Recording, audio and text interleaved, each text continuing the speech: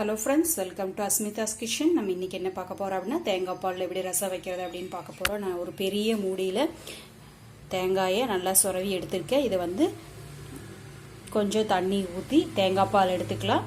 So அது கூட நம்மளுக்கு தேவையான பொருட்கள் என்ன அப்படின்னு பார்த்தீங்கன்னா, தக்காளி பொடி பொடியாக ஒரு பெரிய தக்காளி எடுத்து பொடி பொடியாக நறுக்கி வச்சுருக்கேன். ஸோ அதுக்கப்புறம் வந்து தாளிக்கிறதுக்கு வெங்காயமும் மிளகாய் வச்சுருக்கேன். ஸோ பூண்டு வந்து ஒரு 4-5 பழம் நல்லா தட்டி எடுத்து வச்சுருக்கேன். கொத்தமல்லி தழை, கருகாப்பில் தழை வச்சுருக்கேன். காரத்துக்கு தேவையான அளவு உங்களுக்கு மிளகாத்தூள், மஞ்சள், குருமிளகு, சீரகம், கொஞ்சம் தனியாத்தூள், அதுக்கப்புறம் உப்பு. உங்களுக்கு புளி வந்து நாங்கள் குடம்புளி யூஸ் பண்ணுறது ரொம்ப நல்லது உடம்புக்கு, அப்படிங்கனால குடம்புளி வச்சுருக்கோம்.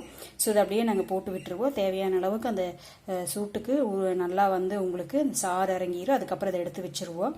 ஸோ புளிப்பு போதும் அப்படிங்கிறப்போ, ஸோ உங்களுக்கு வந்து நார்மல் புளி இருந்துச்சு அப்படின்னா ஒரு சின்ன எலுமிச்சங்காய் அளவுக்கு சாறு எடுத்து வச்சுக்கோங்க. ஓகேங்களா? ஸோ இது வந்து உப்பு தேவையான அளவு போட்டுக்கோங்க. காரம் இதெல்லாமே உங்களுக்கு தேவையான ரேஷியோஸ் போட்டுக்கலாம். ஸோ இப்போ வந்து நம்ம வந்து தேங்காய் என்ன பண்ணோம்னா மிக்சியில் போட்டு தேங்காய் பால் எடுத்துக்கணும். ஓகேங்களா? அவ்வளோதான், தாளிச்சு விட்டால் வேலை முடிஞ்சுது. ஸோ வாங்க பார்க்கலாம்.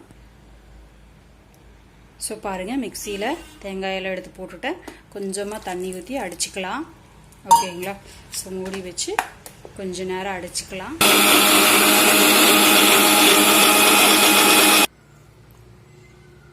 ஸோ பாருங்கள், இந்த பாத்தில் நான் அடித்து எடுத்திருக்கேன். இப்போ உங்களுக்கு வேணுங்கிற அளவுக்கு தண்ணி சேர்த்துக்கலாம்.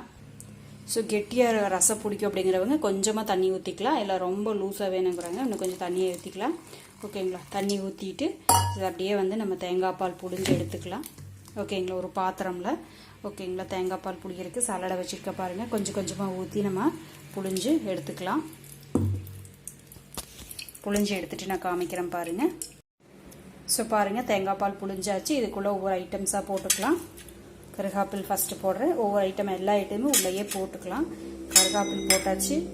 பூண்டு இருக்குது இல்லைங்களா? பூண்டு தட்டி வச்சதை போட்டுக்கலாம். அதுக்கப்புறம் கொத்தமல்லி தழையை போட்டுக்கலாம்.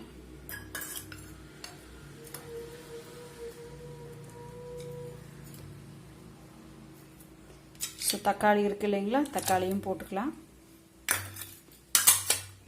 ஸோ அதுக்கப்புறம் நம்ம காரத்துக்கு தேவையான இந்த ஐட்டம்ஸ் எல்லாம் இருக்குது இல்லைங்களா? இதெல்லாம் எடுத்து போட்டுக்கலாம். ஸோ அதுக்கப்புறம் குடம்புளி வச்சுருக்கோம் இல்லைங்களா? நீங்கள் புளி சாறு வச்சுருந்தீங்கன்னா அதை வச்சுக்கோங்க. ஸோ அதுக்கப்புறம் உப்பு. ஸோ இது எல்லாத்தையும் போட்டு நல்லா கலக்கிக்கலாம். தக்காளி கொஞ்சம் நம்ம வந்து நசுக்கி விடலாம். அப்போ தான் அந்த எசன்ஸ் வந்து நம்மளுக்கு உள்ளே இறங்கு. ஓகேங்களா? ஸோ பார்த்திங்க அப்படின்னா இப்போ உப்பு பத்தலை, காரம் பத்தலை அப்படின்னு நினச்சிங்கன்னா டேஸ்ட்டு பார்த்துட்டு உப்பு காரம் எல்லாம் போட்டு விட்டுக்கலாம். ஸோ தக்காளி கொஞ்சம் நல்லா நசுங்கிட்டோம்.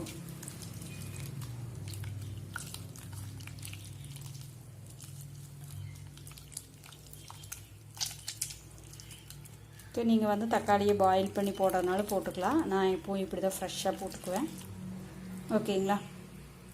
ஸோ இப்போ டேஸ்ட் பண்ணி பாருங்கள். டேஸ்ட் பண்ணி பார்த்துட்டு உங்களுக்கு டேஸ்ட்டு நல்லா இருக்குது அப்படின்னா நீங்கள் வந்து அடுப்பில் கடாய் வச்சு எண்ணெய் ஊற்றி ஸோ கடாய் வச்சதுக்கப்புறம் நம்ம எண்ணெய் ஊற்றிக்கலாம்.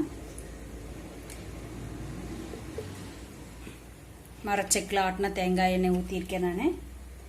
ஸோ கடுகு போடுறதுனால போட்டுக்கலாம். அதுக்கப்புறம் வெங்காயம், மிளகாய் இருக்குது இல்லைங்களா?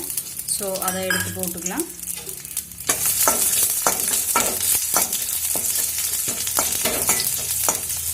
கொஞ்சம் வதங்கிடுச்சு அப்படின்னு தெரிஞ்சதுன்னா ஸோ நம்ம எடுத்து அதை கொட்டிக்கலாம்.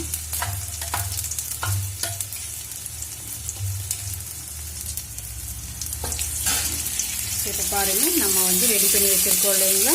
ஸோ அந்த சாறு எடுத்து கொட்டிக்கிறோம். ஃபுல்லாக உப்பு காரம் எல்லாம் பார்த்துட்டிங்கன்னா போதும். ஸோ இது நல்லா ஒரு கொதி வந்துச்சு அப்படின்னா நம்ம இறக்கி வச்சுக்கலாம். சூப் நல்லா பாயில் ஆகட்டும். பார்த்தீங்களா? சூப்பராக இருக்குது. வாய்ப்புண்ணு இருக்கிறவங்க, குடல் புண்ணு இருக்கிறவங்க, ஸோ இந்த மாதிரி இருக்கிறவங்களுக்கு ரொம்ப நல்லது. ஃபீவர் இந்த மாதிரி டைமில் இந்த தேங்காய் பால் ரசம் வச்சு கொடுத்தீங்க அப்படின்னா ரொம்ப நல்லா இருக்குது. உடம்புக்கு ரொம்ப நல்லது. ஓகேங்களா? தேங்காய் பால் உடம்புக்கு அவ்வளவு நல்ல சத்தான உணவு. நீங்கள் வந்து சாப்பாட்டுக்கு பணிஞ்சு சாப்பிடும்போது அவ்வளோ சூப்பராக இருக்குது. ரசம் சும்மா கூட குடிக்கலாம். ஓகேங்களா, ஒரு டம்ளர் ஊற்றி குடித்தா அவ்வளோ சூப்பராக இருக்குது. வாய்ப்புன்னு இருக்கிறவங்க, வயிறு எரியுது இந்த மாதிரி டைமில் வந்து இது ரொம்ப யூஸ்ஃபுல். ஸோ பாருங்கள், இந்த மாதிரி பபுள்ஸ் வர டைமில் நம்ம ஆஃப் பண்ணிக்கலாம். இப்போ வந்து ரசம் ரெடி ஆகிடுச்சு. சாப்பிட்டு பார்த்துட்டு எனக்கு சொல்லுங்கள் டேஸ்ட் எப்படி இருக்குன்னு. தேங்க்யூ ஃபார் வாட்சிங். Have a happy day. Subscribe பண்ணலாம், சப்ஸ்கிரைப் பண்ணிக்கோங்க. ஃப்ரெண்ட்ஸுக்கு ஷேர் பண்ணுங்கள்.